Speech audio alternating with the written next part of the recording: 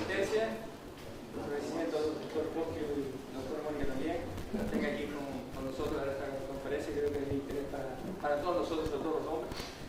Y gracias también a amigo Juan Parrilla, que ha sido un poco impulsor de que esta conferencia se diera y pedir disculpas porque normalmente estas conferencias las damos en la sala César Manrique, pero coincidió con un evento que se está celebrando en este momento de presentación y tenemos que utilizar la sala de Tenaria, que también lo utilizamos para este tipo de charlas, conferencias. Simplemente espero que pasen un rato agradable. Al terminar vamos a servir un pequeño cóctel para que todos puedan quedarse y disfrutar y de mucha conversación que queramos tener. Y por mi parte nada más. Le damos un agradecimiento a los miembros de la directiva y de todos los socios. Gracias, gracias. Gracias, miembros. Gracias. Hola, buenas tardes. Hola, buenas tardes. Agradecer en primer lugar al señor Julio por esta amable invitación de poder presentar este libro aquí. Tanto por Mónica como yo estamos muy agradecidos, ¿no? Y también agradecer al señor Juan Parrilla y al señor Celestino Saavedra por habernos impulsado y ser nuestros anfitriones aquí en esta presentación, ¿vale? Les queremos presentar un libro que hemos escrito, tanto Mónica como yo, que se llama La urología integrativa y lo que es la salud sexual. Lo que es la urología integrativa, muy poquita gente sabe lo que es, ¿no? Es sencillamente el unificar los conocimientos que tenemos de lo que es la urología normal y convencional, desde un punto de vista médico, con todas las terapias complementarias, me gusta más llamarlas complementarias, no adyuvantes, no complementarias, que tienen un valor científico y que han aportado más a lo que es la medicina habitual. Esto incluye lo que es la dieta, la alimentación, el ejercicio físico y luego el control mental y espiritual. Y les voy a explicar el porqué de esto. Piensen que todas las enfermedades que tenemos en el cuerpo, cualquiera de enfermedad que tenemos, ya sea un cólico de riñón, un problema de un infarto, una embolia cerebral, un problema de hipertensión arterial, tiene por supuesto un síntoma que es la hipertensión, si te sube la tensión arterial, la frecuencia cardíaca, ¿no? Pero siempre de base hay un problema subyacente. Lo que es la medicina integrativa, o la urología integrativa, va a buscar un poquito cuál es la causa de ese síntoma que ha sido el causante. La dieta es fundamental hoy en día en medicina. Lástima que en las carreras de medicina se habla o se estudia muy poco lo que es la nutrición. Porque mis hijos actualmente estudian medicina, yo estudio medicina en Madrid, y hoy en día, en la época mía, prácticamente la carrera de medicina, que son 6 años generales, más luego 5 de especialidad, pues la parte que se da, lo que es la dieta de alimentación, es muy poquito, apenas 15 días. Actualmente se habla de prácticamente 2 meses. La alimentación es fundamental porque, claro, en ellas la alimentación es el mayor alimento que podemos tomar y consumir diariamente, ¿no? La alimentación, cuanto más fresca y natural sea, cada vez cuando uno va al supermercado, ¿no?, y ve lo que la gente compra, si ves los carros de la gente, pues ¿qué vemos, no? Pues bastantes refrescos, jugos de bote, carnes procesadas, bollería industrial, y eso es un tóxico para el cuerpo bastante importante, tanto por las grasas transgénicas que llevan, que nos afecta al colesterol, la hipertensión arterial, como después esos productos metilan nuestro ADN, con lo cual nos puede predisponer a enfermedades oncológicas, tumores, cánceres. Por eso, no es ninguna coincidencia que el cáncer de mama sea más frecuente en la mujer y el cáncer de próstata en el hombre, porque son glándulas. Las glándulas absorben todos los puntos químicos del cuerpo, con lo cual, por favor, todos identificamos, ¿no?, que si fumamos, identificamos que esos químicos van al pulmón y nos puede dar un cáncer de pulmón, pero a veces nos cuesta pensar o ser conscientes que si yo tengo una mala dieta, alimentación, que como muchos refrescos, jugos de bote, carnes procesadas, toda esa mala alimentación va a interferir en mi cuerpo, en mi ADN y será un factor oncogénico. Después lo que es el tema del control del estrés, ¿no? Todos sabemos el famoso estrés que todo el mundo hoy en día hablamos, ¿no? El estrés es la enfermedad crónica casi más frecuente actualmente. El estrés es el corre-corre diario, ¿no? Es el corre-corre y el ritmo de vida que, por desgracia, todos hoy en día tenemos, ¿no? El levantarte, corre aquí, corre allá, estar preocupado por el entorno, la familia, multitud de actividades, ¿no? Y cada vez del modo que estamos viviendo hoy en día, ¿no? Que todo queremos que sea rápido, inmediato, y todo eso nos genera estrés. El estrés produce una hormona que se llama cortisol y catecolaminas. Y estas hormonas también son muy broncogénicas, es decir, pueden contribuir a tumores, aparte de factores que causan lo que es la hipertensión arterial, colesterol, etc. Con lo cual también es muy importante el ritmo de vida que llevamos. Luego también es muy importante lo que es el deporte, ¿no? Hoy en día el deporte tendría que ser prácticamente obligatorio en casi todo el mundo. A veces pensamos que el deporte tiene que ser un deporte de alta intensidad, un deporte de ir a correr la transvolcánica o subir al Teide o subir al Everest. Y eso es falso.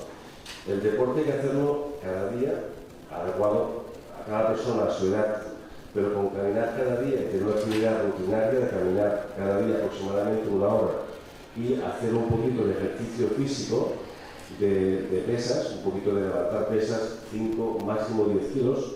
Con eso ejercitamos muchísimo lo que es la musculatura y ese peso que levantamos de modo aeróbico nos genera la producción de testosterona.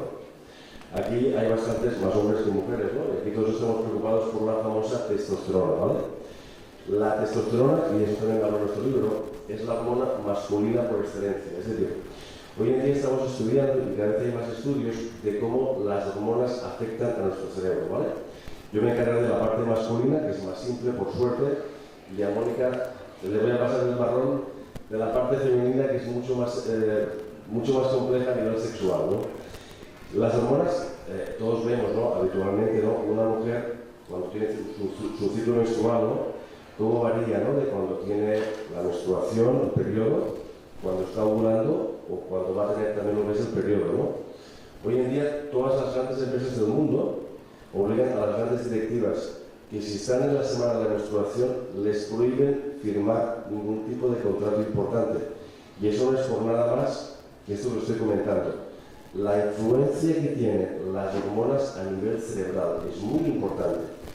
En el hombre, también como la mujer, tenemos una pitopausia, ¿no? Tenemos una andropausia. Es decir, tenemos con los años, en la mujer es mucho más identificada. ¿Por qué? Porque ella es la menopausia, dejan de tener lo que es el periodo de la menstruación y se puede identificar el punto en el cual empieza el declive hormonal en la mujer.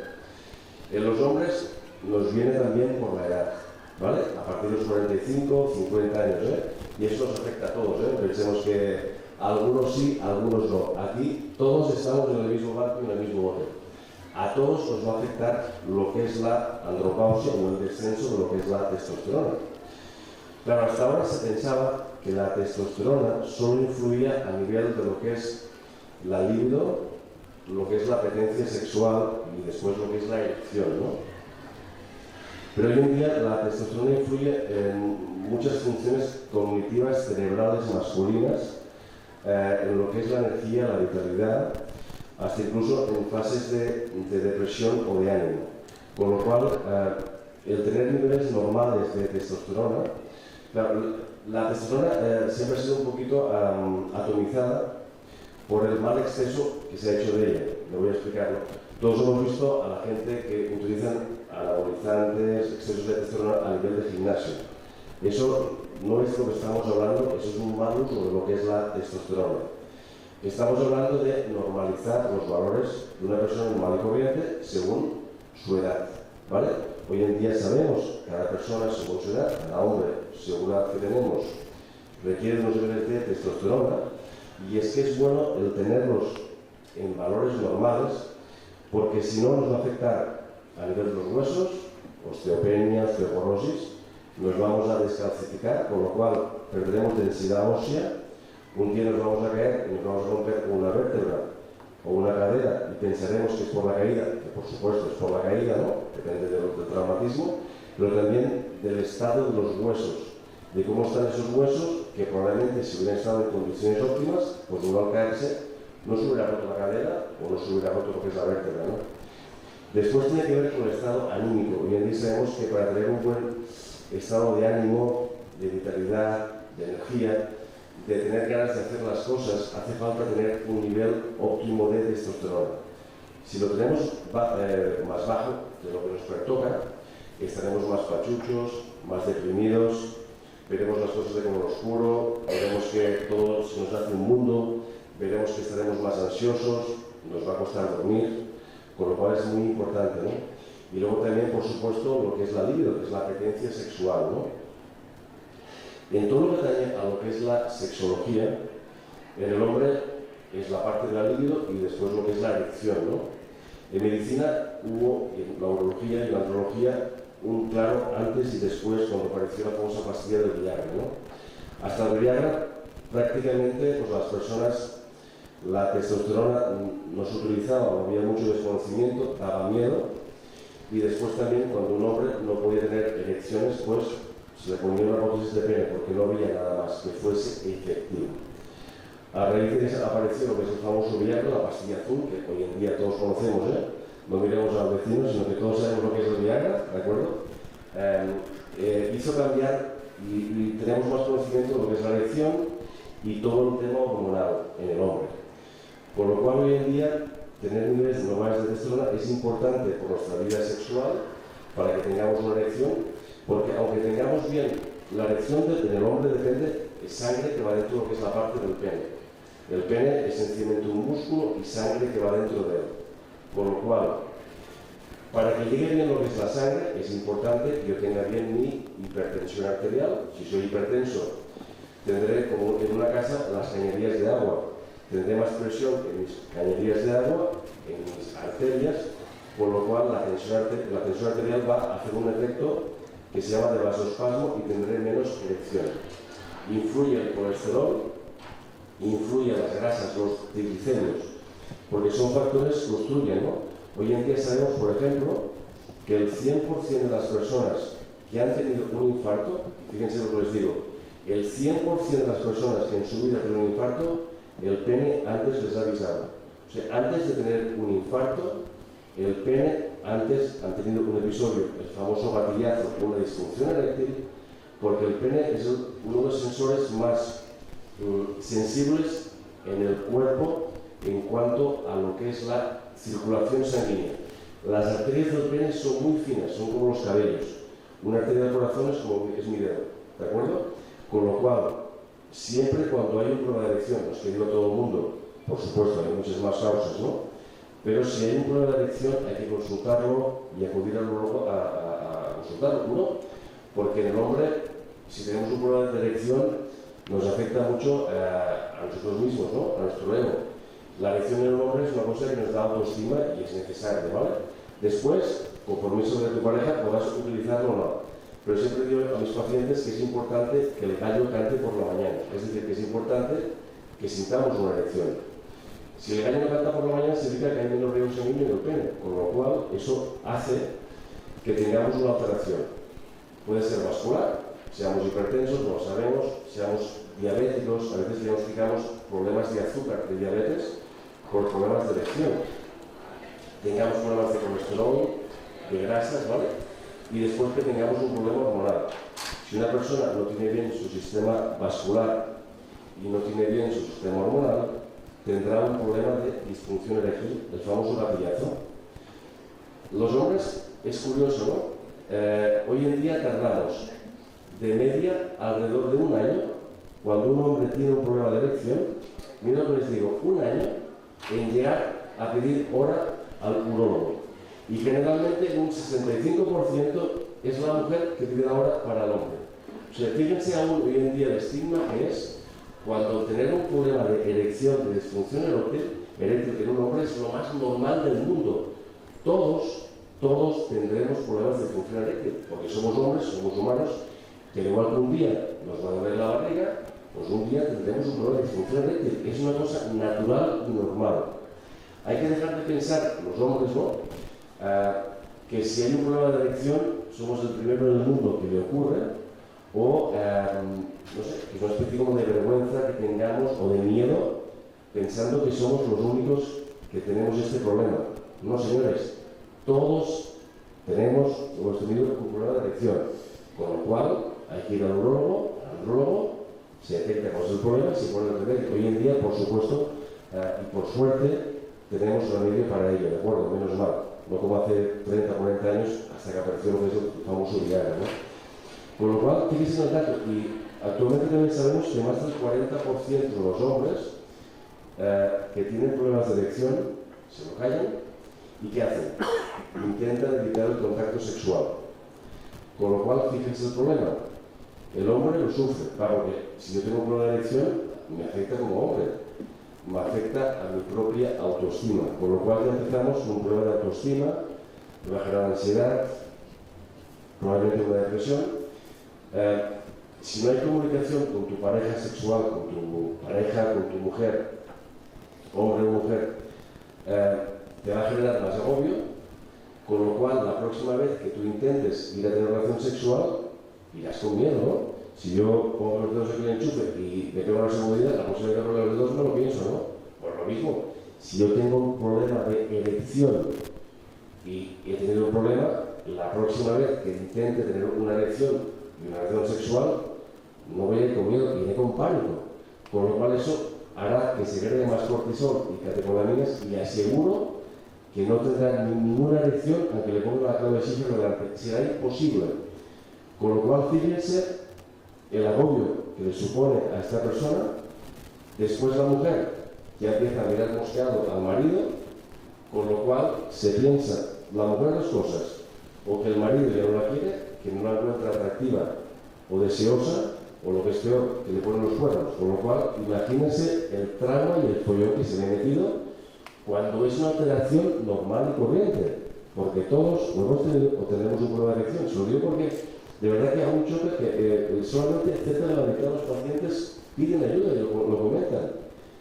Más de la mitad son incapaces de reconocer este problema e intentan evitarlo. Y creo que hoy en día, estando ya a las puertas del 2026, es una pena, ¿no? Pues era el motivo de escribir este libro, ¿no? Para dar a conocer que tener un problema sexual en un hombre, que realmente les comentarán a las mujeres, es lo más natural del mundo, somos personas, y lo que es la vida sexual influye en factores vasculares, como os comentaba, factores hormonales. Las hormonas en el hombre es la testosterona, pero claro, si yo tengo mucho estrés, estoy agobiado, no descanso, no duermo, generaré otras hormonas que bloquean la acción de lo que es la testosterona, que es lo que antes les he comentado, que es el cortisol, catecolaminas, que son hormonas que son vasoactivas y me producen un cierre de la sangre que va a mi pene. Por lo cual, si yo estoy estresado, no duermo, estoy preocupado por mi empresa, empleados, problemas con el vecino, problemas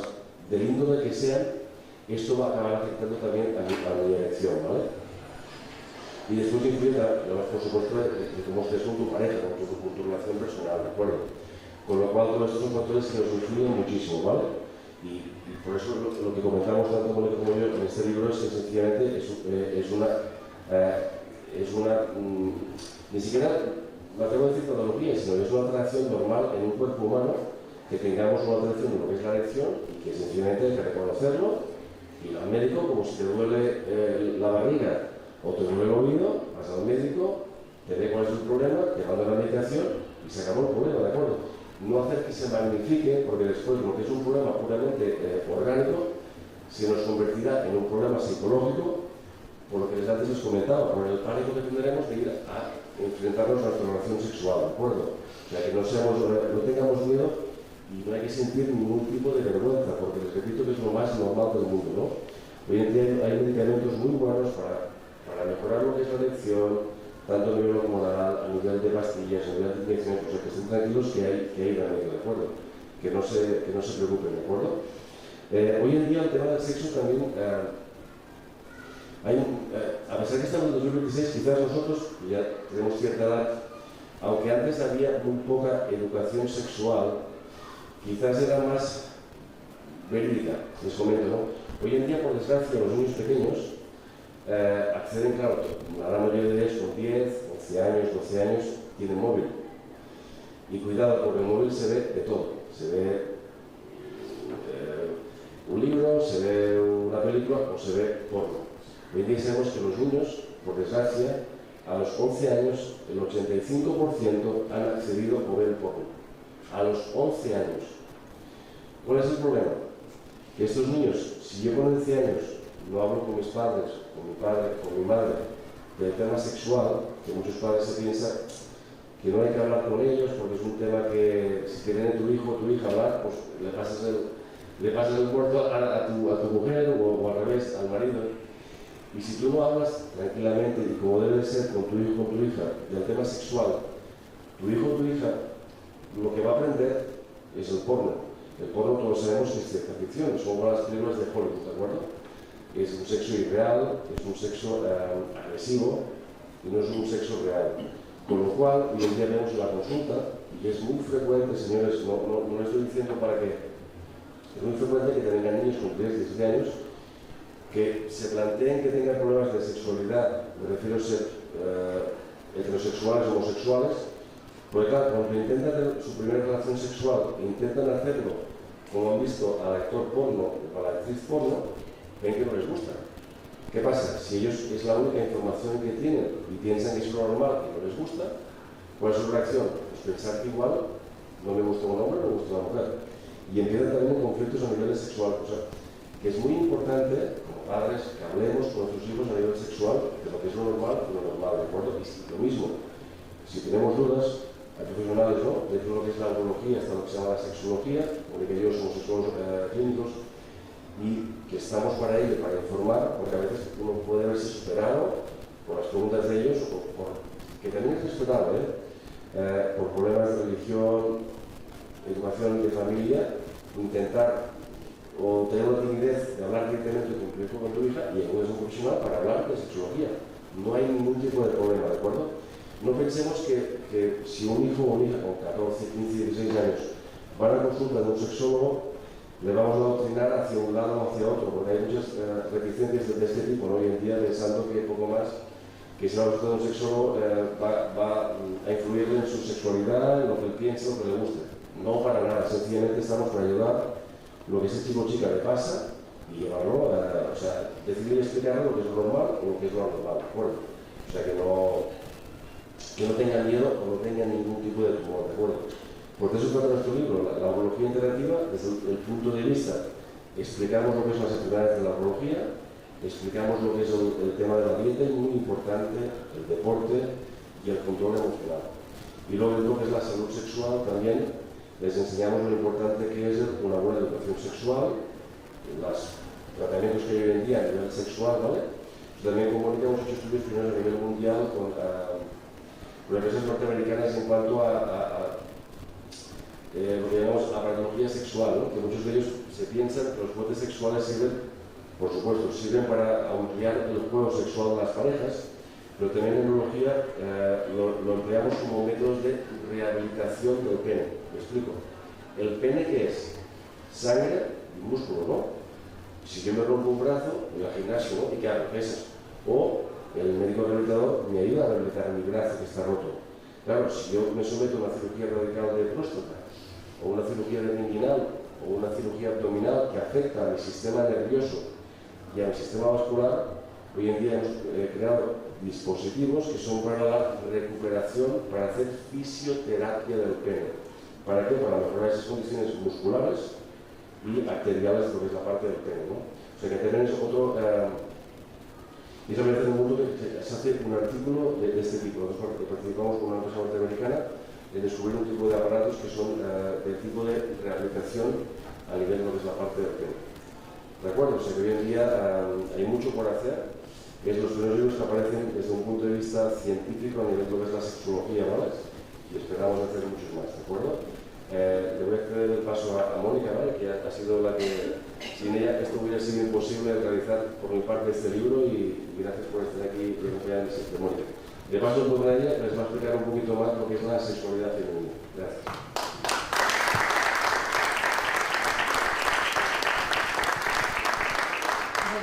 Gracias por venir, intentaré ser escueta, no sé el tiempo que tenemos, pero bueno, muchas gracias también a Jordi por dejarme colaborar, compensando la urología masculina con la urología femenina.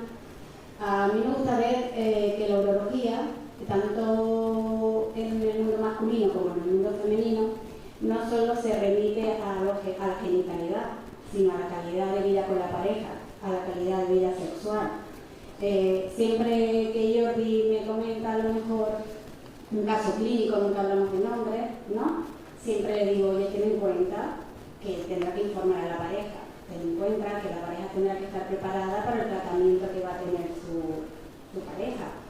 ¿Por qué? Porque van a producirse cambios.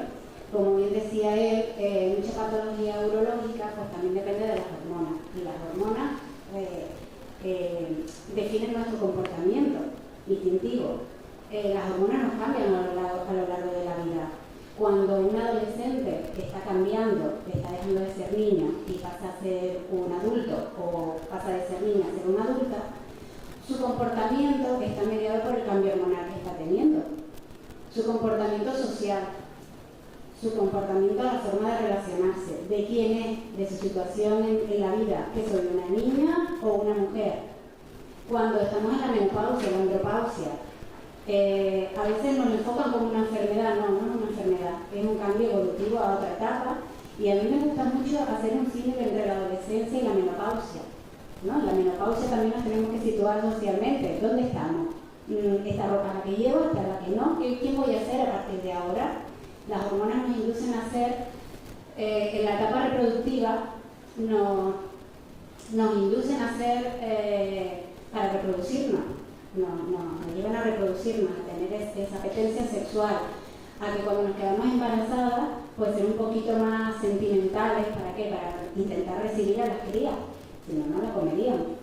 Pero en la menopausia, ese perfil hormonal empieza a cambiar y nos induce a ser un poquito más egoístas, y a veces eso no se entiende en nuestra familia.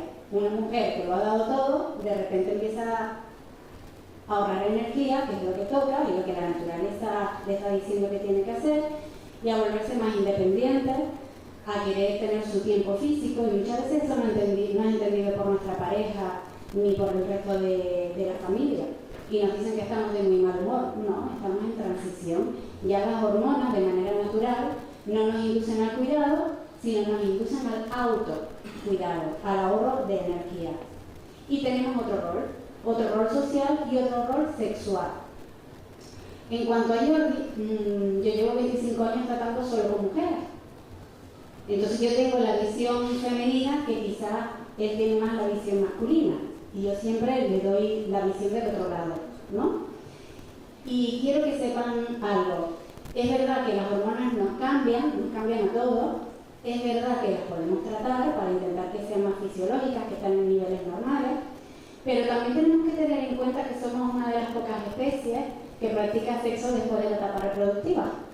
Se cuentan con los dedos de la mano las especies del mundo que practican sexo después de la etapa reproductiva. ¿Y por qué? Porque se presupone una evolución mayor. ¿Por qué también? ¿Por qué no solo practicamos sexo para reproducirnos? Practicamos sexo por placer. No se les olvide. Aquellas parejas que no se han desvinculado del placer de la sexualidad, que le han dado cierta prioridad en su vida de pareja a la sexualidad, independientemente de que hayan tenido hijos, de que esté subiendo su empresa, de que estén trabajando, pues van a tener una sexualidad mucho más continua, mucho más placentera después de la etapa reproductiva. Pero muchas parejas, por la presión social, hemos dejado el erotismo y hemos dejado la sexualidad en el último cajón del armario. Hemos dado prioridad a todo. Y de repente nos vemos con un cambio hormonal que no nos fuerza a reproducirnos y nos parece que es que no tenemos deseo, que es que no queremos a la pareja. Si a eso le sumamos pues trastornos urológicos, como dice Jordi, ¿no? Tanto en el hombre como en la mujer, pues va a sentirse la vida de pareja y la vida sexual. Y en el caso del hombre, pues es más orgánico. Es verdad que han nombrado la Viagra, es verdad que han nombrado los tratamientos, pero en el caso de la mujer eso no funciona tan bien. Porque nuestro órgano sexual principal, ¿cuál es? El cerebro. A nosotros nos pueden dar todas las pastillas del mundo, que si nosotros no nos atrae a otra persona, no tenemos deseo o nos acabamos de enfadar, difícilmente vamos a poder tener una relación placentera, y eso lo tiene que tener en cuenta el hombre, que no solo es lo orgánico, no solo es cuánto duro, no solo es cuánto puedo tener erección. Para poder hacer feliz a la pareja, también tiene que haber esa base de erotismo. De erotismo que muchas veces cuando llegan a mi consulta de sexología, les digo que muchas mujeres dicen, pues no tengo deseo, pues mi marido me dice que no tengo ganas. Digo, bueno, pues vamos a empezar por ti. Vamos a empezar a pensarnos, a erotizarnos, a leer literatura erótica, a ver películas eróticas, a ver qué nos gusta. Creo que la mujer le ha hecho un gran favor, un gran invento de este siglo, que no quiero nombrar marcas, pero creo que todo el mundo lo sabe, ¿no? El Satisfyer. Eso fue un antes y un después. Muchas mujeres descubrieron que no solamente se podía tener orgasmos con pareja, que no solamente se podía tener orgasmos con penetración, y por contrapartida los hombres también descubrieron que teníamos otros órganos que nos daban placer, y que incluso en el peor de los casos, en el que ellos no funcionaran al 100%, son capaces de darnos placer. Y eso es algo que hay que transmitir, porque hay gente que se deprime, porque a lo mejor la evolución de su enfermedad pues no ha ido lo bien que ha querido, y cree que ya no va a tener más vida sexual. Y es muy importante que nos conozcan también a las mujeres. Nosotros tenemos nuestro principal órgano sexual, es el cerebro. Cuando alguien me dice, Mónica, es que mi marido no sabe y dice que dura poco, o a mí me parece que dura demasiado, cuando hay disparidad en los tiempos, digo, bueno, ¿cómo piensa una mujer? Si a mí me gusta mucho, ¿quién me puede gustar? No sé, ahora, Richard Gere, o ya nos quedó lejos, Richard Gere. ¿Qué es mejor, 5 minutos con Richard Gere o 4 horas con una persona que no te atrae nada? Por lo tanto, el tiempo no va a definir el placer que tenga una mujer. Es el deseo. Y el hombre se tiene que hacer deseable. Y pienso, cuando tengo parejas delante, y le digo, ¿tienes alguna amiga con una pareja nueva? Sí. ¿Qué hace? Hazte una lista. Vamos a pensar que somos una pareja nueva. Y cada fin de semana, cada miembro de la pareja tiene que inventarse algo para atraer a la otra persona. Eso es pensar, eso es erotizarse. Eso es estimular nuestro deseo. O sea, que nuestro deseo no solamente va a ser hormonal, es un deseo que busca el placer. Cuando algo más te gusta, más lo repites. Y eso lo tenemos que tener claro, sobre todo a partir de una edad, a partir de la menopausia. Claro que vamos a hacer ejercicio, claro que nos vamos a mantener, claro que vamos a comer mejor, claro que vamos a ir a nuestros médicos a que miren nuestras hormonas, nos vamos a tratar. Pero que sepan que con eso no es suficiente, que tenemos que aprender a erotizarnos en pareja. Tenemos que aprender a despertar deseo en la otra persona. Porque volvemos al tip inicial que les di, somos de los pocos seres vivos que practican sexo después de la etapa reproductiva. Y con tranquilidad, vivirlo con tranquilidad, pero saber que es algo que es más trabajado, es un sexo más trabajado, no es un sexo como cuando teníamos 15 años. Que las hormonas nos impulsaban. Ahora, por más hormonas que nos pongamos, tendremos un perfil mejor, pero igualmente tenemos que aprender a erotizarnos, tenemos que darle prioridad a esa etapa que muchas veces la hemos dejado en el fondo del cajón.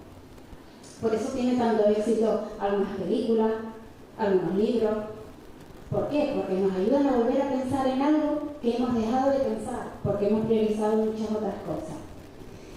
Y bueno, no tengo mucho más que añadir, sino que la patología urológica repercute también en nuestra vida de pareja y en nuestra vida sexual, que no vivimos de la misma manera las mismas cosas los hombres que las mujeres, que todos vamos a tener momentos en la vida donde vamos a cambiar el perfil hormonal, simplemente por la naturaleza. Estamos en un momento evolutivo donde quizás podemos revertir un poco eso. ¿Por qué? Porque la vida social también nos pide una vida más activa a más largo plazo. Y eso no es gratuito, nos vamos a tener que mantener, nos vamos a tener que suplementar, vamos a tener que hacer ejercicio, porque nuestra vida activa va a ser mucho más larga. Y cuando mis compañeros se jubilan ahora, siempre les digo, ustedes tienen la responsabilidad de ser el patrón en que nos vamos a medir lo siguiente que nos vamos a jubilar. ¿Por qué? Porque la jubilación que tienen ustedes ahora para nada se parece a la jubilación que tuvieron sus padres, ni a la jubilación que tuvieron sus abuelos. Ustedes son los grandes inventores de la jubilación activa y nosotros vamos detrás. O sea que serán nuestros referentes. Ustedes lo tienen más difícil porque no tienen referentes. se la van a tener que inventar. Y de lo que ustedes inventen viviremos nosotros. Y simplemente esto, que quede claro que la vida activa es vida sexual activa, que es vida sexual con pareja o sin pareja, que es vida erótica y que no tenemos que pedir disculpas ni a nuestros hijos ni a nadie por seguir teniendo vida sexual. De hecho, creo que a nuestra familia le damos un ejemplo de caramba, todavía se siguen interesando por esto y todavía siguen inventándose cosas para desearse. Y acuérdense que ustedes son nuestro patrón, nosotros vamos prontito detrás también. Pues nada, con esto dejo un poco la charla y yo creo que si tienen alguna pregunta, para Jordi y para mí, pues bueno, estaremos encantados de ello.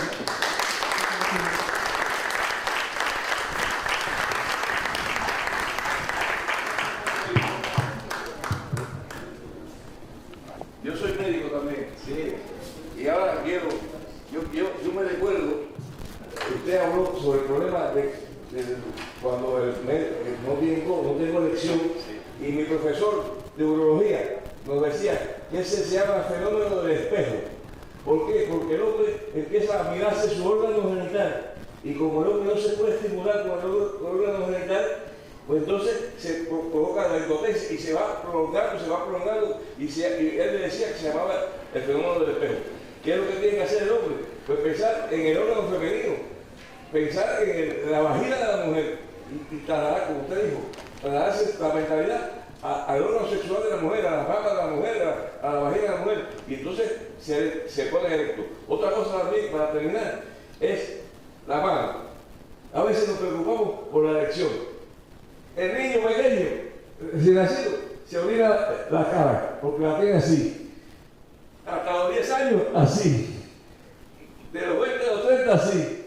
De los 40 a los 50, así. Y después, si se nos pone duda, así. Cuando tengamos más de 50 años.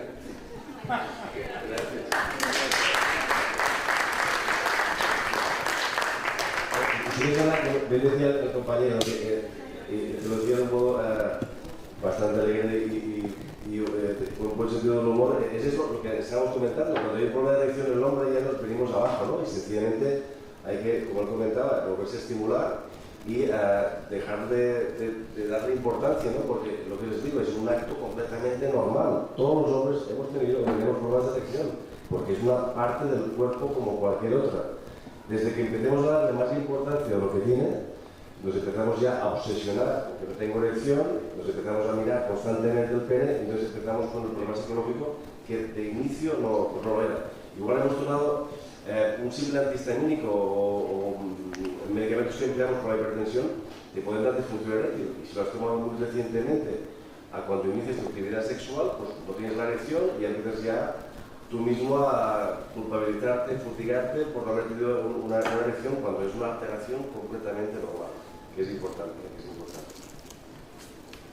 Si hay alguna otra pregunta que quieran preguntar o... Pues nada. Muchísimas gracias de nuevo por haber estado aquí. Yo sé que todos tienen ganas de fin de semana. Espero que les haya gustado un poquito el tema este de la urología integrativa y la salud sexual, ¿de acuerdo? Piensa que el sexo es una cosa normal completamente, ¿de acuerdo? Todos los que estamos aquí tenemos cierta edad y se puede disfrutar y es sano disfrutarlo a esta edad, porque a veces pensamos que si tenemos más o 18 o 20 años es la edad, o 30 años, y pensamos que a partir de los 50 ya parece que sea una especie de... No. Es igual de válido y hay que disfrutar nuestra vida sexual hasta que podamos. ¿De acuerdo? Muchísimas gracias, un placer. Si quieres comprar un libro, aquí estamos, ¿de acuerdo? Nos lo dedicamos. Muchas gracias.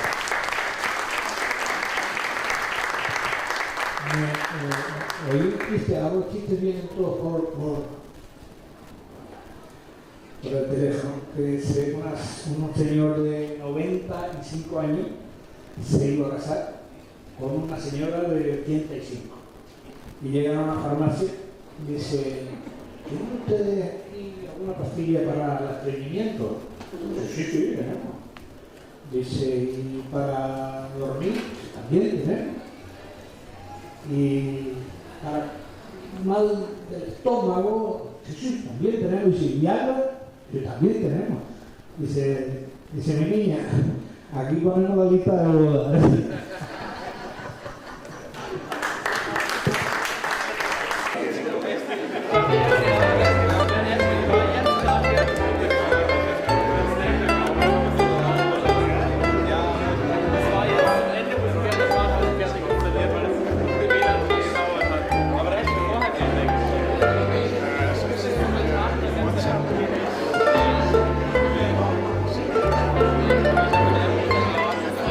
Para fabricar el líquido seminal, y nosotros no tenemos semen.